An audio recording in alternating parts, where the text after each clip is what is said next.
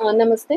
નવસારી જિલ્લામાં આજ સવારે 6 વાગ્યાથી સાંજે 6 વાગ્યા સુધી 12 કલાકમાં એવરેજ રેનફોલ 155 mm થયું છે.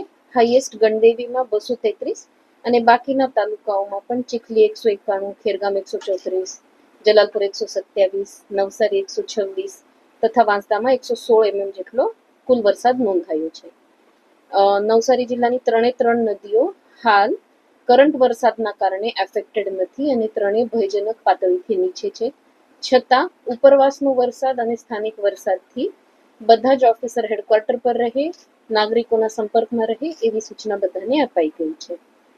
જે એવરેજ સ્થિતિ જોતા જિલ્લાના 2 ડેમ છે, જૂજ અને કેલિયા, પણ એ આપણા અર્ધન ડેમ છે જેના કોઈ ડોર સ્ટ્રક્ચર હોતા નથી, એટલે એના કોઈ ભયજનક પાતળી અને એનાથી કંઈ નુકસાન થવાની મોટા ભાગે શક્યતા હોતી નથી.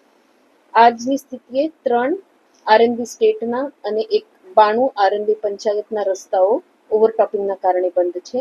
મોટા ભાગે આ રસ્તાઓ પર આપણે ક્લોઝડ કરીએ છીએ, એની સાથે પોલીસ પણ હાજર રાખીએ છીએ.